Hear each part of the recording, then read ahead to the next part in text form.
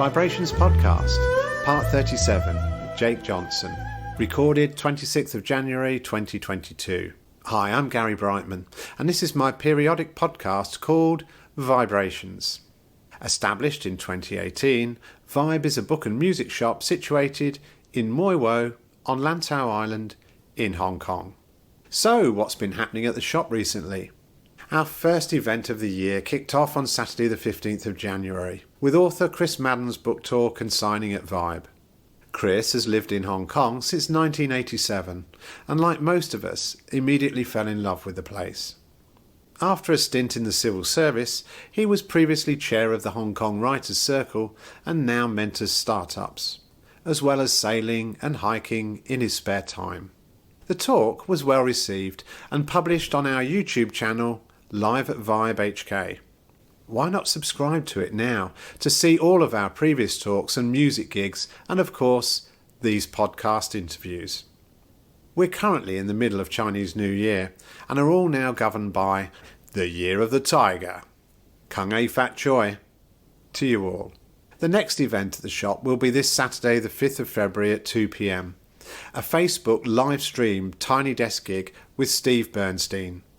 Steve plays mandolin and vocals in the cover band Stax. The music is a mix of Americana blues, folk and rock. From the Grateful Dead, Fish, Bob Dylan, The Band and others. For the next few months, the shop will undergo a facelift and reorganisation. Keep listening to this podcast for our exciting new plans. We now have a piano! Yay! Gifted by Patrick, a Moi Wo resident, the purpose of this is to allow customers to come and play it. A little bit like the idea they had in London a few years ago of introducing pianos to train station concourses. We'll also be able to use it for our Tiny Desk programme of events. The piano will be fully tuned after Chinese New Year. As well as local authors and artisans, we like to promote local musicians and singers at Vibe. So, if you fancy performing a Tiny Desk gig at the shop one Saturday, or know someone who may do, then please contact me directly. And so, to this week's interview. Like many people, Jacob Johnson was born. As a toddler, he was moved from a rural area of Middle Tennessee to Memphis, where he spent most of his youth. While spending his teenage years endeavouring to avoid living up to his scholastic potential, he began working in the food service industry as a line cook at a corporate chain restaurant. After an unmotivated perfunctory stint in university, he decided that he may as well go to culinary school and acquire a broader range of skills to accompany the unhealthy sleeping habits and functional alcoholism the restaurant industry had already given him. Around this time he met Matilda, who would become his wife, while playing fighting games at a shopping mall arcade. Their idiosyncrasies were surprisingly compatible, and they were married a few years later. After buying a small home and beginning to establish a respectable rut, they realised they were bored and wanted to try living somewhere entirely different. As Matilda still had permanent residence in Hong Kong from her childhood, they decided they would move here, with no plan whatsoever. Both ended up finding work in schools and spent the next 7 years travelling non-stop during every holiday and long weekend. After a brief stint in the States, Jake rediscovered an old hobby he'd picked up as a teenager and started making beef jerky. After a year or two of using his friends as guinea pigs to improve recipes, the birth of his first son prompted a somewhat irrational decision to leave the security of his job to spend more time with his family and pay the bills with beef snacks. After renovating a small location in Moi Wo to begin building Lantau jerky, Jake and Matilda decided to start cooking a few simple comfort foods from southern cuisine on weekends to make a little extra to pay the rent. Thanks to the overwhelming support of the Lantau community, this little side hustle grew to become Southside. So, welcome to Vibe, Jake. Thank you very much, Gary. I appreciate you having me. So, as we do, we'll start off with 10 questions. First question is, favourite book or author? Well, I've had a few over the years and change. When I was a kid, I was really into Terry Pratchett and other kind of light fantasy. I always leaned towards satire. There was a really important book when I was early 20s, late teens or so. called Prometheus Rising by Robert Anton Wilson. Which is kind of a psychology, self-helpish sort of book, but it's pretty dated. I think it's from the late 70s or something. But it was it's good. But I don't know. I jump around. I like fantasy. I like history. I like stuff. Favorite musical artist? That is a tougher one because I do listen to quite a bit of music, and I've played quite a bit of music. I'd say the easy answer that I've always been able to pop out is my favorite albums, because I put a bit more thought into that, because I like complete albums. I'd say Wish You Were Here by Floyd is an excellent complete album. The first self-titled Boston album is an excellent album. And 10 by Pearl Jam is a great album. All the way through. So, but that's and I guess that's kind of the main spread. But I love old country and some of the new silly country, and and of course Southern rock I grew up with a lot. So there's a lot of that. The jam out stuff. Something you mentioned there, that you're in a band, you're a musician yourself, and you know, one day we hope to get you playing in Vibe on a tiny desk gig. Just tell us a little bit about what you're playing, how you got into it. I grew up singing all the time. I guess I grew up, as many people where I come from, in a church a few times a week, and I've sang since I can remember. I've always sang, and when I got into more serious music, I don't know about serious, but like when I started expanded my own taste in music and started wanting to play in bands and play music outside that, singing was the easiest thing for me, but I didn't ever know what to do with my hands, so I had to learn how to play guitar to do something. So I sing and also play guitar, so I don't look foolish with a microphone. I like it. But, so my strategy was to try to play things that nobody else plays. So I play steel guitar more than I play regular guitar or electric guitar. I'm a very mediocre electric guitarist. But I play a few other things. I play a lot of ukulele, or at least I used to. And I play a bouzouki was a Greek instrument that I love playing. It's one of my favorite things to play because it's simple. It's just like a giant ukulele. Yes. But it's but it sounds like a 12-string guitar. So it's it's the perfect instrument for a musician who rarely practices. Yeah. So the music bit, do you have a band that you play in regularly? We do. We have a band called Broken Head that we play from time to time. It's not a great time for live music. So in the first year of the stupidness, we played whenever there was kind of a lull in the lockdown psychosis. We would have a gig or two maybe, and then it would lock back down and it would be frowned upon. We were right at the beginning of the first lockdown. We played a birthday party, and there was I think a positive case registered a day or two after that, and everyone was sure that we were the ones who spread it, and there was a big thing. It was actually it was a musician that plays in a band in Woonsocket. He just happened to live here. That's right. And that party was just preceded that by a day or two, and that was of course the Pitchfork mob jumped right up and said, "Oh, I know there was a band playing there. It must have been them." And it was So dirty musicians. Yeah, well, I guess you're right. So that was you guys. I remember that little legend that popped up about 1 or 2 years ago, and with that group, we leaned towards kind of a lot of alternative and grunge, and I don't know. 90s. Well, the music of our teenage years, I suppose. Yeah, so love it's grunge. Yeah, so that we have a louder end and a more calm, quiet end. So I think I'd do more acoustic stuff than anyone else in there, but because the only way you get to be a good musician is just playing in front of people hundreds of times. Yeah. And I spent a fair amount of time at open mic things and stuff just with an acoustic guitar, with my acoustic lap steel, just playing and sometimes sucking and sometimes doing good and gutsy.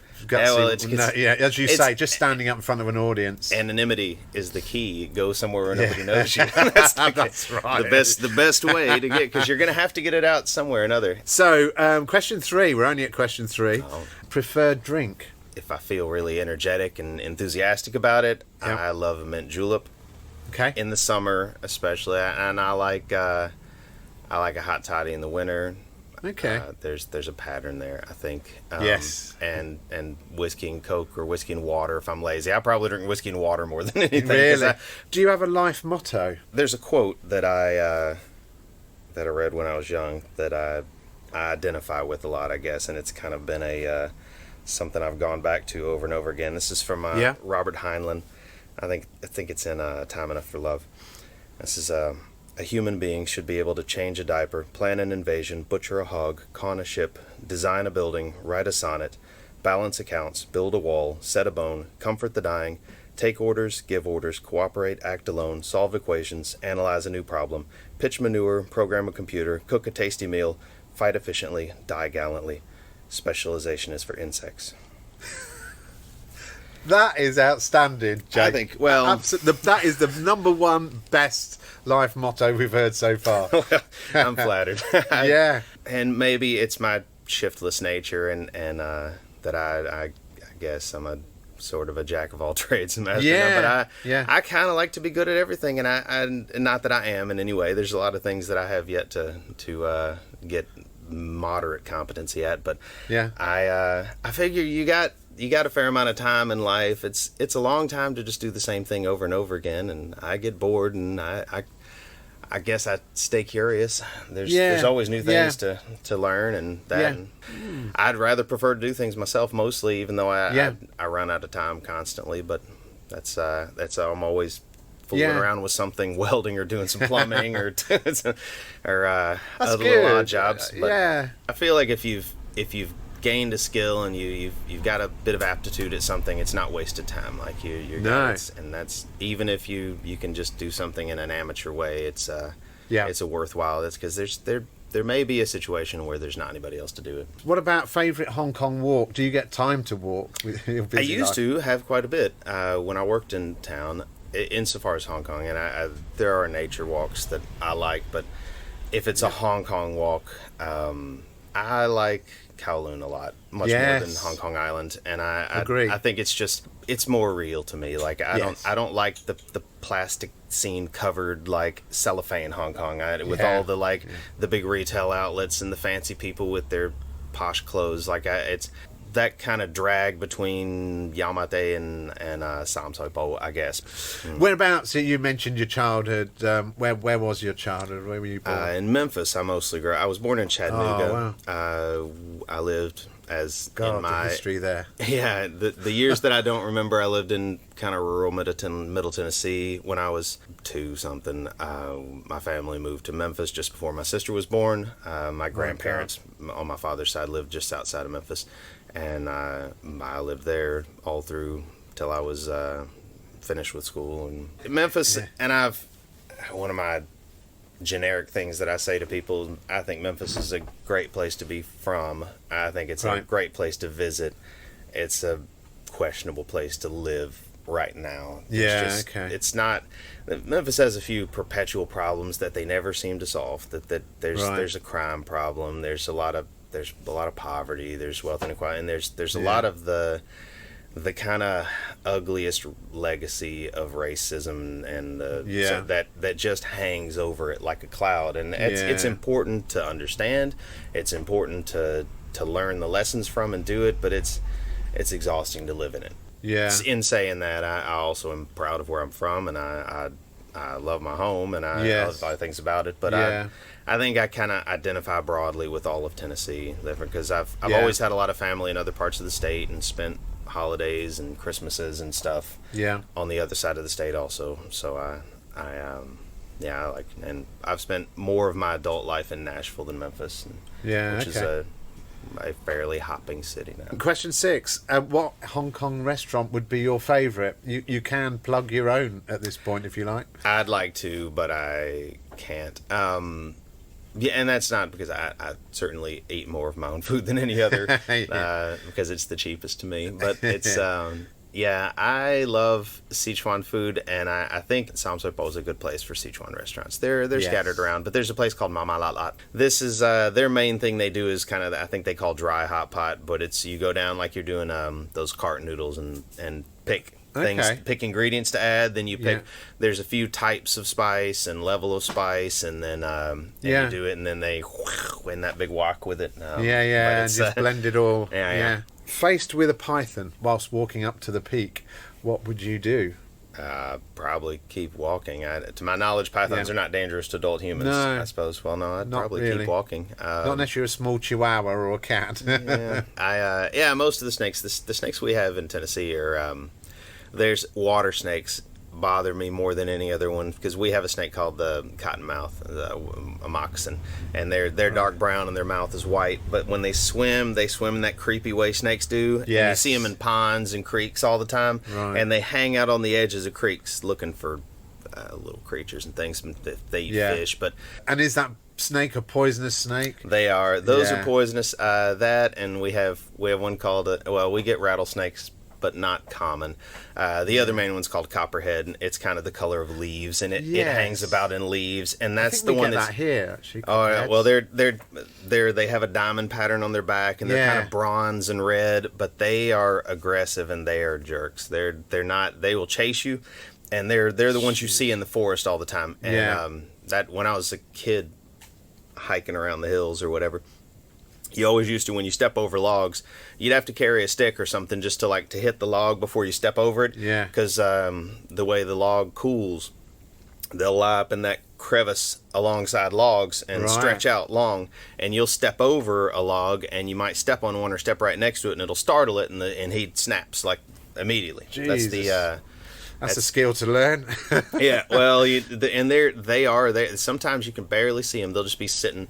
They're coiled in leaves, and you can't. Wow. You can barely see them until you're upon them. Yeah. And then they strike and run at you. I don't suppose they run, but they come after you. But I tell you another. This story. I've had a totally different childhood to you, I would say. This story will help you, I think, because it was very informative. And when I was a boy, I was riding with my dad in a truck, and we were on our way back from fishing in some little fishing pond, and we regularly would see these snakes fishing and that. And this was two different times, but in a similar time frame. And that I can remember, we had a stringer.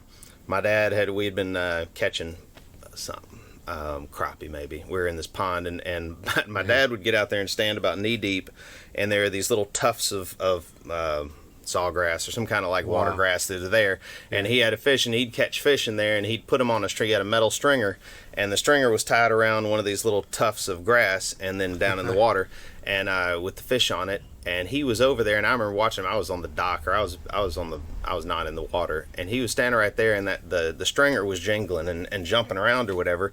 And he went and pulled it out, and there was a big old moccasin that had one of those fish, and it was holding it and pulling back on the thing, and the snake had its body coiled around one of the other tufts of grass, and my dad's a pretty big fellow, and he was leaning back, holding the stringer, and the snake was holding the fish on the other end of it and pulling. I thought the fish was going to tear in half, but he pulled, and he had a knife, like a fillet knife or something in his back that he could reach and pull out, and he cut the snake, and the snake let go, but the snake was pulling so hard on it when he when the snake let go, my dad fell back into the pond. He rolled in there, whatever. But and he did, and he just got right back up and kept on fishing. I don't know. He's just normal. Well, he has fears in other categories, but snakes were never one of my guests. I'll tell you, and this is, and that's great. I'll keep this in brief, because this is a more heartwarming story, I guess. But so we were on another one of these trips. We were riding back in this in a truck, and we were on this old country road going down, and there was what appeared to be a log or something in the road, and we went up and pulled at it, and we stopped in front of it, and I think my dad got out and looked around, and it was a copperhead that was coiled in the road, and it was in the middle of the street, and it was there. So I think we got out, and he didn't want to just run over it. So he got out, and there was some gravel on the side of the road, and he picked some up, and I was inside the car watching. And this was at the time I still wasn't a friend of snakes. Yeah. And he was sitting, and he picked up some gravel and kind of threw it at the snake to get it to push off and move on about its way. And when he threw the first one, the snake coiled up and went up, And he was just throwing rocks at the snake, and the snake was striking the rocks as he threw them. Wow. So it was like, it was coming, it hit the rock in the air, and he did that for a few times, and he was kind of getting a kick out of it. He was watching, and he kept throwing it at different parts of the snake, seeing what would happen.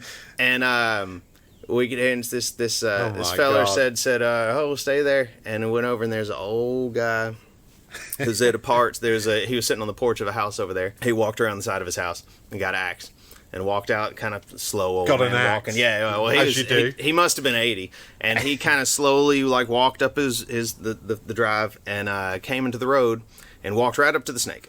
And the snake turned and looked at him and did a snake face or whatever. Wow. And the guy took and leaned over with the axe and dropped the axe on the snake, but he missed. And it kind of deflected off the side of the snake, and the snake said, "Rah!" and hissed and like made it all kind of carried on.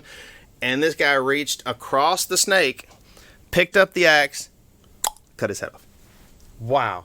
It didn't move a muscle and like just walked out. And it changed the way I saw snakes forever after that. And I think that is I think they're like, bees are like this. They're animals like, especially hive mind kind of animals. That they react to your fear. Like they can sense your fear in a way that we can't. They do it. And if you are cool as a cucumber, I think they don't know what to do. They don't. It doesn't phases them. Yeah, and it's the. But it's a lot of that kind of the hypnotic stuff with snakes. You see snake charmers and the people like crazy religious people that mess with snakes. Like there's a relationship isn't there? There's a calm that affects the snake psychologically and makes it behave differently. Yeah, and I think that's the trick. I'm starting to regret talking about snakes now. All I said was, what would you do if a python went? Wow, man, no. You've crafted these questions. I've crafted these questions and they're working. Question 8.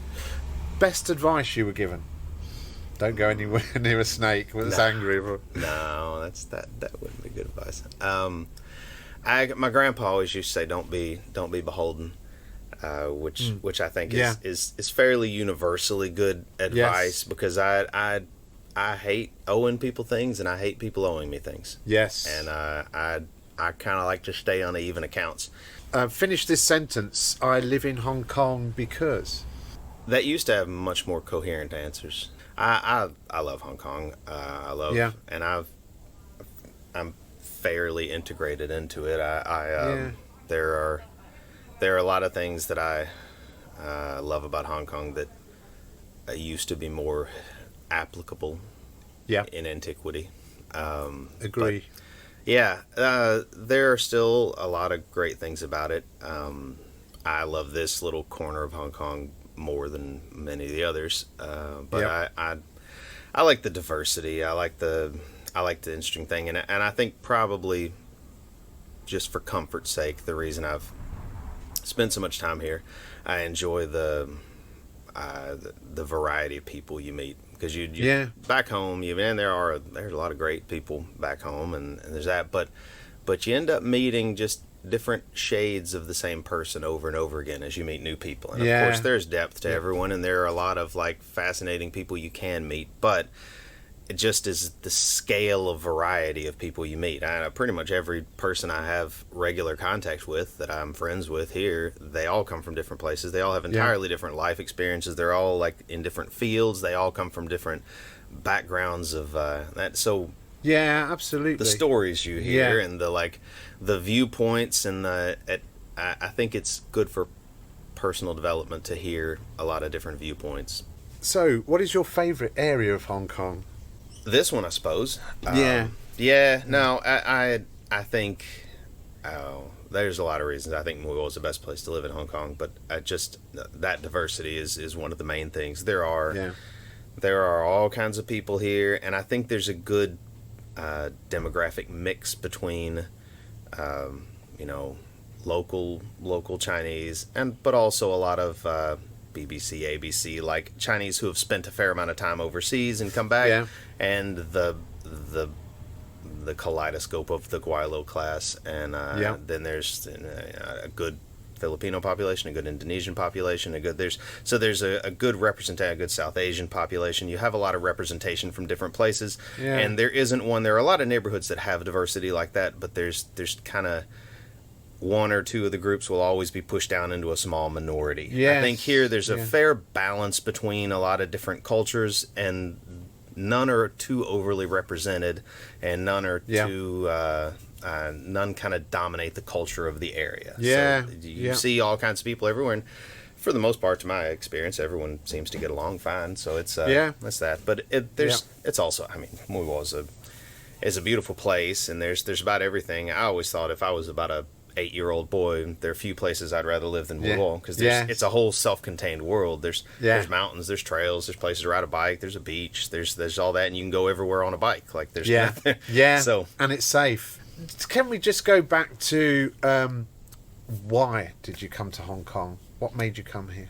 I met my wife when I was just turning 21, and you're now in your kind of 40s. Yeah. I had never my entire knowledge of Chinese culture mostly came from kung fu movies, like most of us. It was, absolutely. Yeah, I had, and I think maybe I was a fan of Jackie Chan movies and Bruce Lee and stuff at the time, and so I just I met this girl in a games arcade. I worked at a restaurant that was adjacent to this shopping mall. She was one of those girls, hung out with her little crew of friends in the mall all the time, and she grew up playing games all the time also. So I think she would end up she'd break off from her crew of assorted Asian friends, because that's how it is in America, I guess. And then she'd hang out in the arcade, so we met her there and started dating, and we're around, and we got married 4 years later or so. And she, after we were, I guess, relatively okay there, and we had a house, and everything was all right. We were just kind of gotten bored, and we're in that, is this it sort of moment or something? Yeah. So we thought, well, we'll try something else, and we went and did that. But she lived here till she was 9, and she still had right to land and residence and stuff. So we thought we didn't really have any plan. We weren't big long-term thinkers at the time, I guess. So we thought, like, well, shoot, let's see what it's like. And we went over there and found a place to stay, and we had some poor times, and that was why we ended up in Muywa, actually. That when we had visited once, we got stuck out here because of a visa problem, and stayed because it was the cheapest hotel we could find at the time. And this tells you how long ago it was, how much times changed. At Silvermine Bay Hotel, it was the cheapest place we could find, and we were looking for somewhere we wouldn't have to spend much money. So we ended up hanging around for a couple of weeks in Muywa back when about 2002 or so, 2003. And then so when we came back, and we decided, well, we'll see what it's like. We thought we might stay for 3 months or a year or something like that. So Muywa was the first place we looked, and we moved directly to Muywa. I've never lived in the city. This city that we're standing in right now, this is the highest density place I've ever lived. We lived back in this wouldn't have done with your snake fetish, but we lived in the back of Luk Tay Tong, above the temple. Like if you go all the way to the end of the last house on that road, in the forest up in the end of that holler. Wow, that wouldn't have gone down well.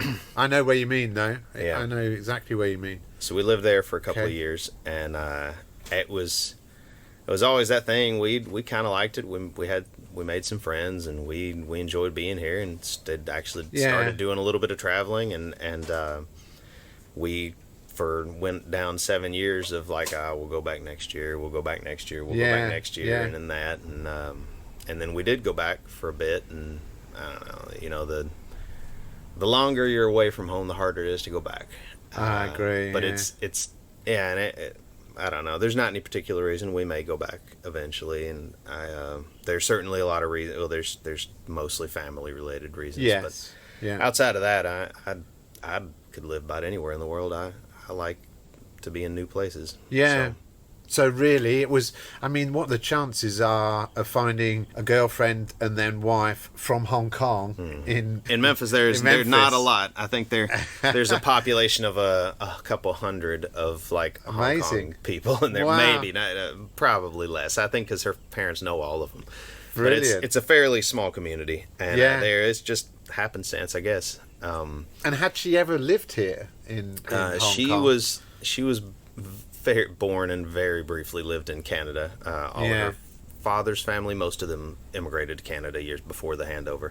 And they all left before 97 Right. But, so he ended up immigrating to the States because in another strange twist, her father's little brother got real religious and decided to go to seminary in Kentucky, and he went and he met a girl there, and they got married, and he lived near Memphis, and so when he helped my father-in-law sponsored him for immigration and go to the stuff, so they ended up moving there just because that's where he was at the time, and then he ended up getting a job and getting a little place or whatever there. And they've been there since. He's he's the little guy that always is wearing a American flag polo shirt, and like he's Good on him. Her mother, not so much. She's lived for almost 30 years in America and never learned English. So do you feel like your Cantonese is reasonable these days, or you get by?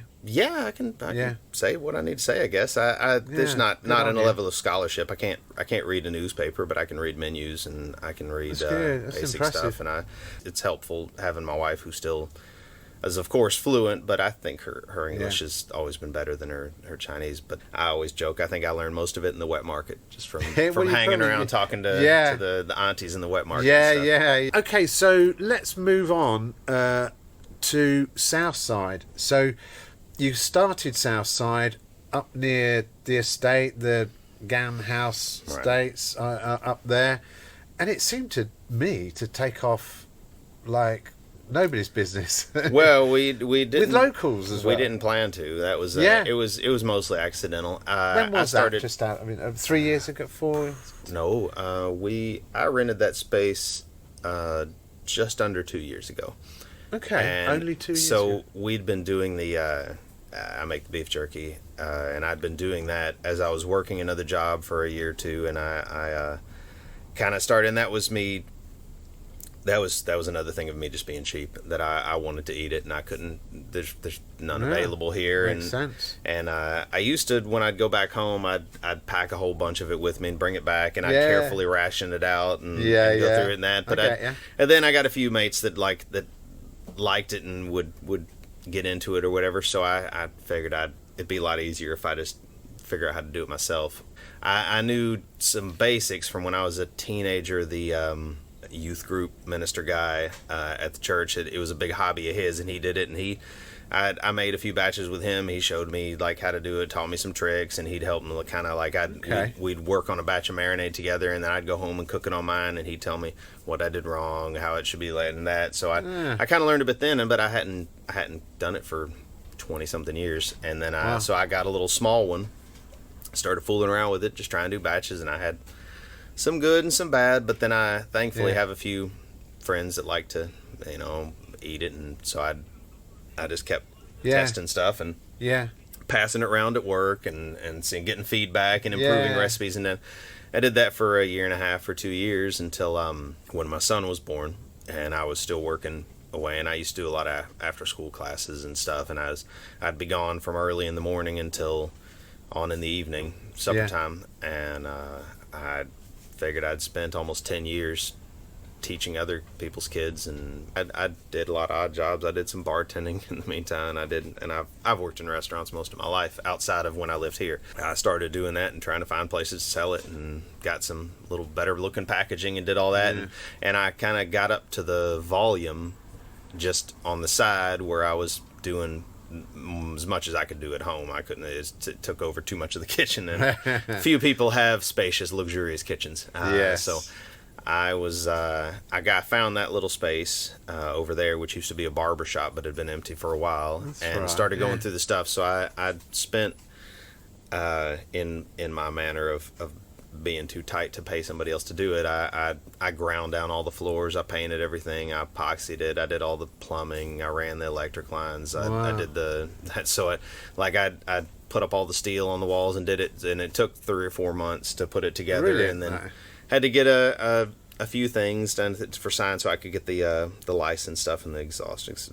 Trust me, if you're thinking about taking an empty space and making it into a restaurant or a food factory, it's a ball. It's a lot of stuff. But anyway, so we had that going, and it was once we were operating in that, we're still not to the volume of it. So we thought like, well, shoot, I'll get a rotisserie. I can cook chicken. Like we'll get that. I'll cook some chickens and do a bit of stuff on the side, just on the weekends for extra money. Yeah. And do that. But there was quite a bit more response than we had anticipated, and we were pretty overwhelmed at the beginning in the first few weeks, and then that kind of just incrementally stepped up until it took over more and more of the time, and then I don't have time to do beef jerky anymore. But I still have to now. So I was last night till 1 o'clock here cutting beef and doing marinades. So that's mainly me and my associate Pawan are into the late night hours cutting beef and doing marinades and stuff. That's how it appeared to me. Southside became very successful very quickly, and you're slowly educating Moi Wo's taste, I think. You know, mine. I never had beef jerky before. I know you'll laugh at me. At my age, well, no, I don't like it. It's not. Yeah, it's not uncommon. It's a lot of people. Yeah. It is a very culturally specific snack for some parts of the world, but it's a very healthy snack. Like it's a good source of protein. There's not much like at least the beef jerky I make. There's no preservatives. There's not too much sodium. Okay. There are some flavors that have no sugar, some that are low sugar. So it's depending on your taste and that. And I, in the same way, I make far too many flavors that then make sense. And it's usually my cross to bear, I guess, because I get bored and I always want to try new stuff.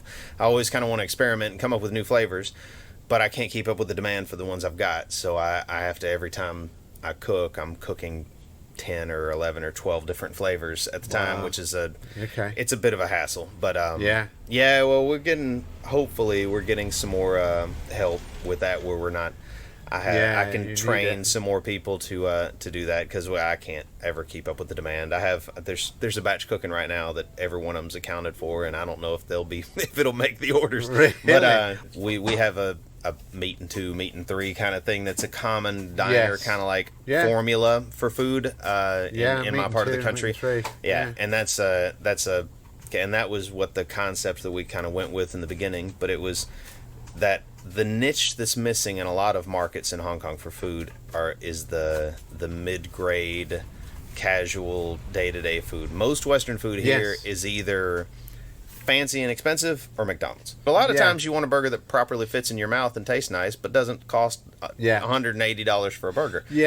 So it's I think there's a lot of room there in the middle that's been underutilized for a long time. My thinking from the beginning was that I wanted to be like what the Tatantan is it's the Tatantan is the diner of Hong Kong. Like it's where you'd go after work if you can't be bothered cooking, or you'd go and stop in with your family for a dinner. Like I don't care to be the candles and date night place, because there's a lot of those place. And there is, and there is a market for it, and it's there, but it's an oversaturated market, and especially with the way that the restaurant industry right now is in Hong Kong, and it's a tough time for restaurants. I think that's why we're not as affected as some other places by it, because we've always had quite a bit of takeout. That's been, in the beginning, takeout was almost all of our stuff. Now, of course, we have a dining room and we have stuff, so it's balanced out, but we still do quite a lot of takeout.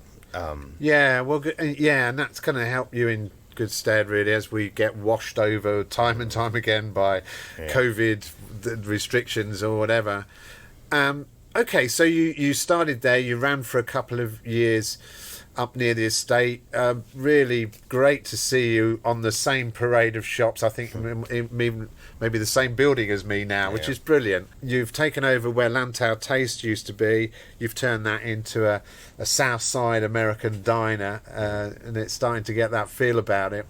There's a lot of things done in phases as budget and time allows. Money, but we're expanding some things on it, and we're still in the process of getting the bar thing, like in the decorations sorted out. We're waiting on a couple other license things with the bar part, but it should be in short order along. And it's funny that it's kind of an archaic process for because they didn't have a liquor license before, and I don't care to operate a bar. I have before, and it's a tiring business. I'd also like to have couple of beers on tap. I like craft beer, and a lot of my regular customers do too. So I'd like to have some craft local beer taps and have that. And so that's the last part of the front of the shop. The jigsaw. That's still coming together, but it's we're the kitchen's coming up to volume. Everything's working pretty straight. We're always Will you keep the place going up near the estate at some point? Will you fully move to there? How's that going to work? We're going to share the space. There's a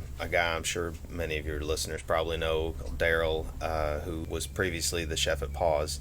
Oh yes. He does Island Ferments kombucha. Like, so he has a kombucha, and he's been doing it on the side, and he wants to take it, raise it up to the next level and really start increasing production and have a bigger facility. So we've kind of we're sharing the space because it's a food factory space. Right. So he'll be doing his kombucha there, and that's at the old place. Yeah, at the old place down there. And I'm not sure about all the details. He is going to do some food, takeaway food, in a lot of the same way that we used to do. I think it'll be a little more like sandwich, deli, coffee sort of based stuff.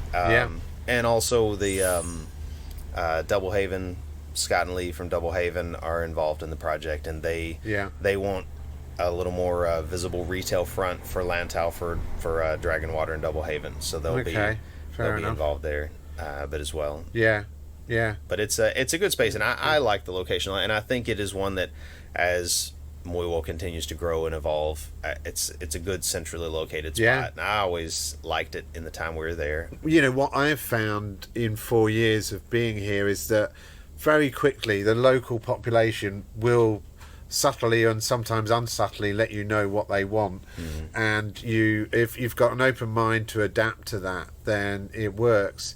We did that a bit here. We kind of diversified our products a bit, and we started to do local things.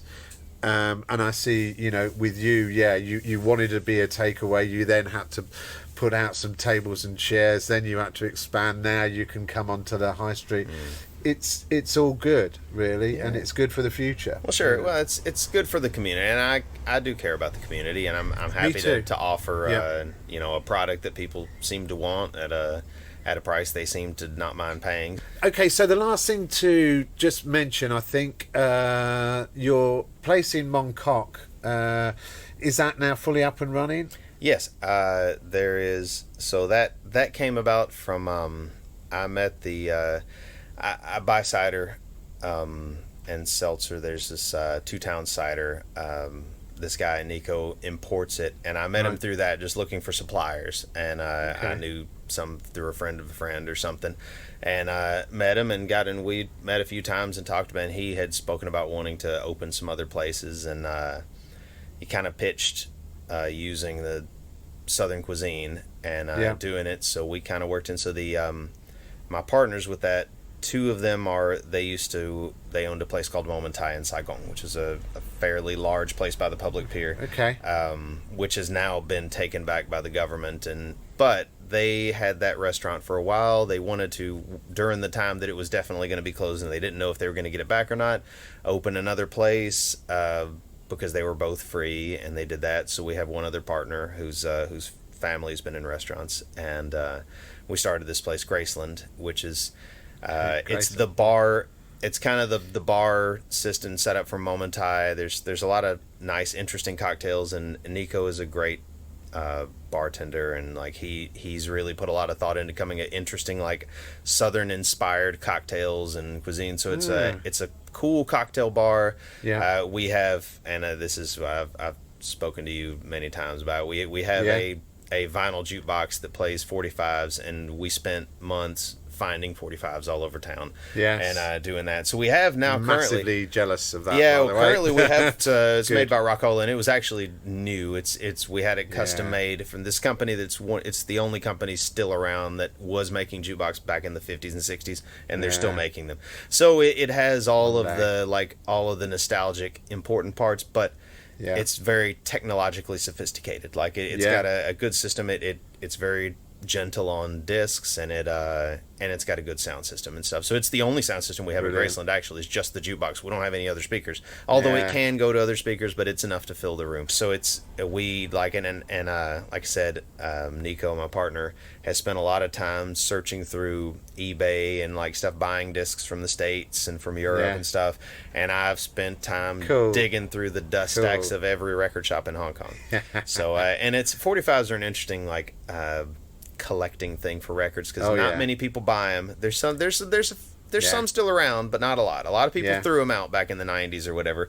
So it's just an extra level treasure hunt, because like there are some great ones still out there. You look through like LPs, a lot of the good stuff is pretty picked over now, since there's been a little resurgence of interest. So either like the best stuff is either picked over, or people have ideas about what it's worth now. But 45s, not many people are buying them, so you can find some diamonds in the rough. But every time you look for it, there are also just mountains of stinkers. Like you go through, I found was it my favorite one was at this somewhere in Samsapo on the side of the road in an alley, and I dug through, and of course that's always my first question when I walk in. You got any 45s? And they're back there, and there's always a dusty box in the back or something. They pull it out.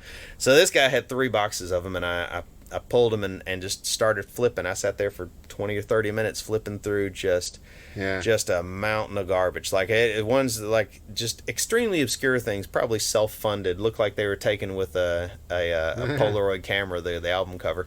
But you just dig and dig and dig, and then like went through and 3 discs from the end of 3 boxes full, I found the Billie Jean single from Michael Jackson, which is like, it was original, first press, like it's there and in good condition, and like everything. God. So like it was that. But I looked I looked through 200 discs before that to get to it. That's and my it was life. there.